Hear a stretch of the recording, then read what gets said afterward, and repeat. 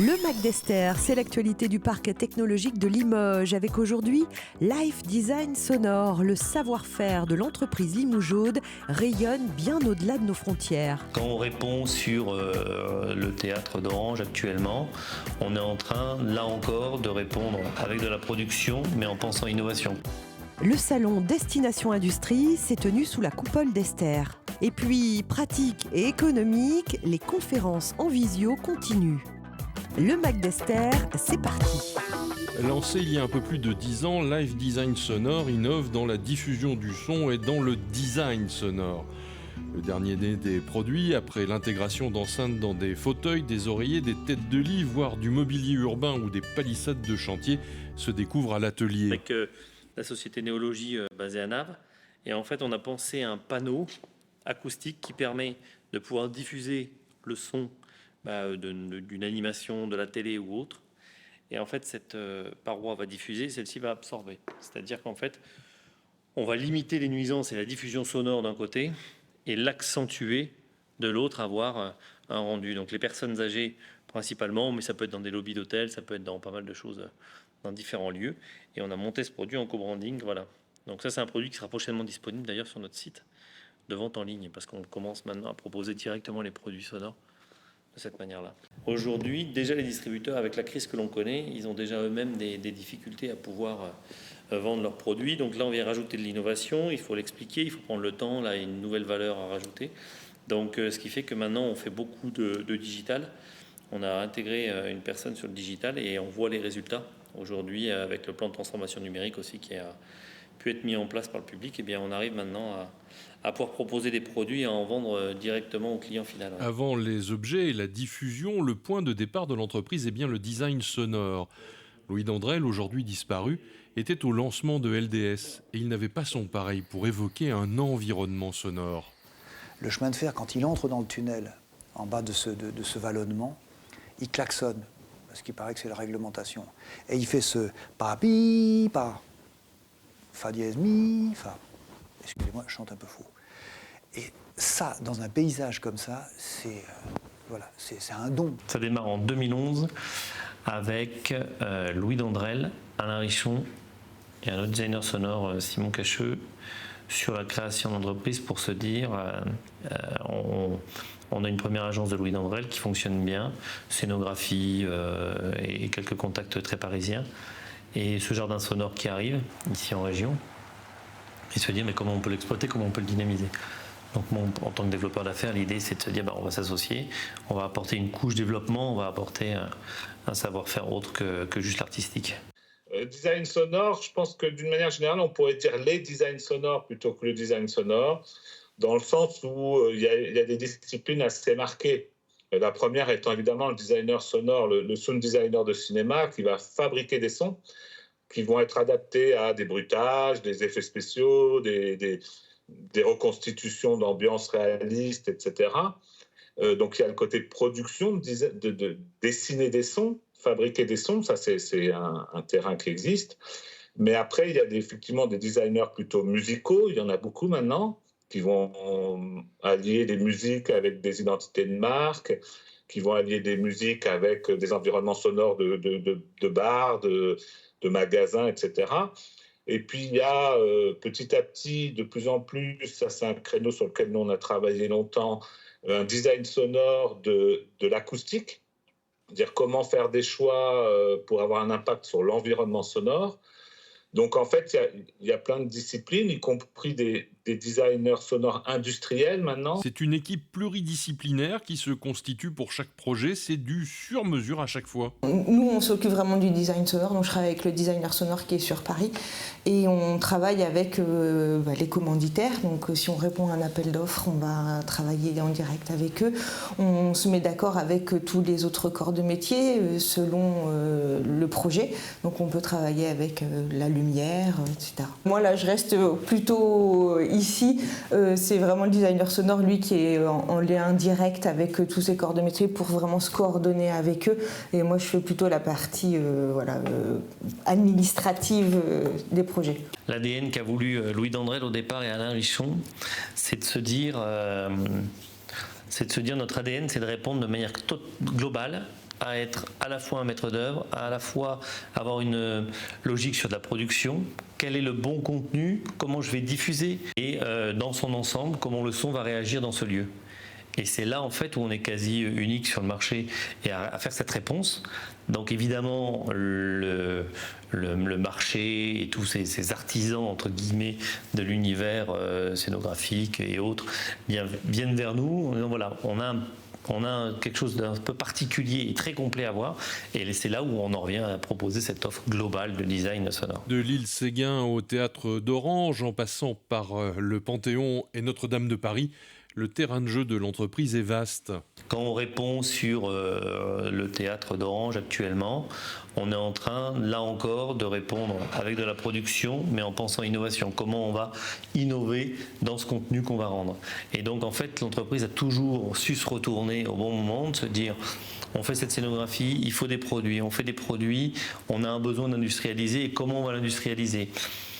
On vend, on a vendu des milliers de pièces et on se dit mais ok, quel est l'effort qu'on doit consentir pour réussir à faire ce développement, et par rapport à ça, notre métier de base qui est en train d'exploser à côté, comment on rééquilibre tout ça. Et moi mon rôle c'est justement de rééquilibrer et de savoir comment rebondir pour passer toutes ces étapes.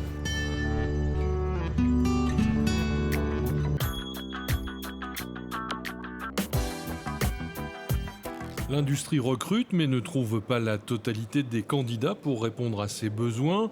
Images vieillottes, formation peu connue, il y a tout à faire, tout à refaire puisque la France fut un pays industriel. C'est exactement ça. Destination Industrie est née effectivement de ces constats-là, puisque l'idée et l'objectif principal de cet événement aujourd'hui, c'est que les entreprises viennent présenter réellement ce qu'elles font, puisque les entreprises, on ne les connaît pas aussi bien qu'on le croirait en fait. Elles arrivent avec des produits finis, de la matière première, elles présentent leurs produits et effectivement, tout public va pouvoir venir ici. On va aussi recevoir des classes de collégiens qui vont aussi pouvoir se renseigner auprès des entreprises de tous les métiers qui se cachent derrière l'industrie. C'est la première chose, la base dans un métier, avoir de la motivation et surtout l'industrie, il faut que ça plaise. C'est quand même un métier manuel, on travaille beaucoup avec ses mains, donc il ne faut pas avoir peur de se salir les mains de temps en temps aussi. Pour travailler avec ses mains, on travaille aussi avec sa tête avant tout. Exactement, oui. C'est un exercice complet. C'est un exercice complet. Limoges n'est pas connue comme une ville industrielle et pourtant en y regardant de plus près, de la céramique à la mécanique en passant par la plasturgie ou le pharmaceutique, les entreprises sont bien présentes sur le territoire. Le mot d'ordre, c'est on recrute surtout sur du savoir-être. Mais derrière ce mot savoir-être, souvent se cache quand même une qualification. Parce que qui est nécessaire pour l'exercice de certains métiers. Et donc là, il faut anticiper, surtout dans le secteur de l'industrie, on va se rendre compte qu'il va y avoir pas mal de départs à la retraite. Donc il faut anticiper, et anticiper, ça passe par la formation, parce qu'on ne peut pas arriver à s'improviser dans l'industrie totalement. Il y a des métiers qui sont accessibles, si c'est de l'assemblage. Mais quand on est sur des métiers de la production, c'est important d'être formé. Oui, c'est ce que j'ai dit pas plus tard qu'il y a quelques secondes à un jeune. Il me dit mais je n'ai pas exactement la formation qui correspond. J'ai dit oui, je sais bien puisque ça n'existe pas. Le brevet a été déposé il n'y a pas très longtemps, donc on est bien obligé de former les gens.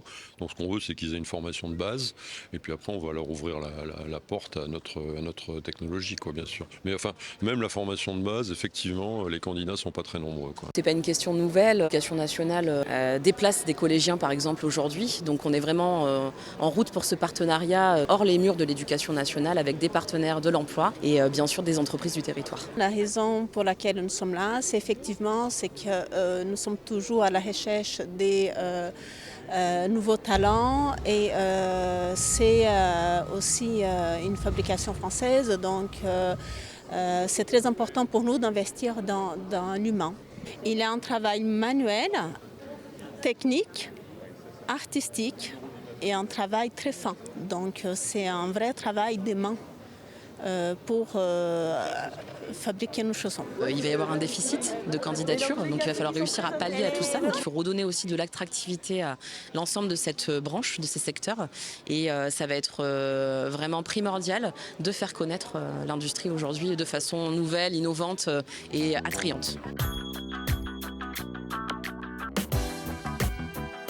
Alors que le jour tarde à occuper le ciel, un point lumineux dans le bâtiment central de la Technopole. Ici se prépare une mise en relation entre entreprises via le service de la délégation d'Esther. La période Covid, nous avons vraiment accéléré notre présence sur les salons en profitant de ces salons en ligne.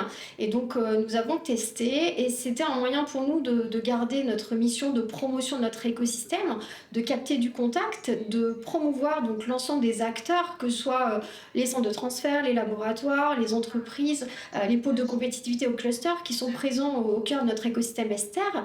Et c'est vrai que maintenant, on va de plus en plus bien sûr sur les salons, mais aussi, ces visios, ça nous permet de pouvoir nouer des premières relations, des premiers contacts, de pouvoir identifier réellement quelles peuvent être les attentes et les besoins des entreprises. 8h26, la première conférence débute à 8h30.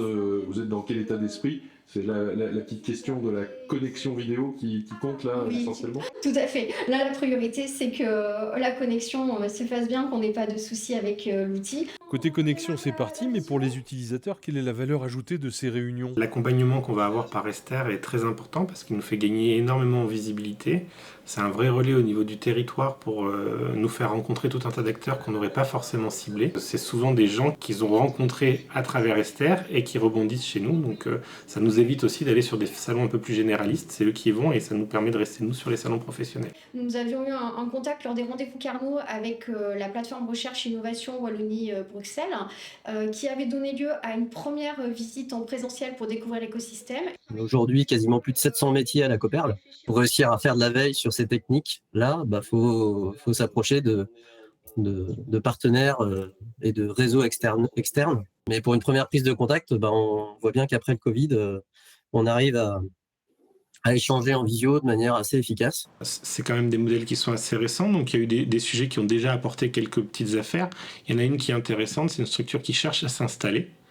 Et les premiers contacts en visio lui ont permis de comprendre qu'il y avait un intérêt de venir s'installer potentiellement à Limoges.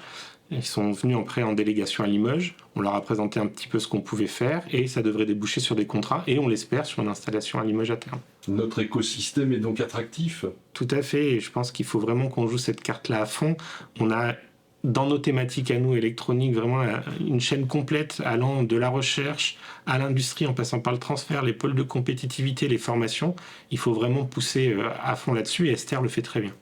Au bout, il y aura peut-être une opportunité pour eux de pouvoir relever leurs défis ou peut-être trouver la solution sur notre territoire ou voir de futurs projets qui vont émerger dans les prochains mois ou dans les prochaines années.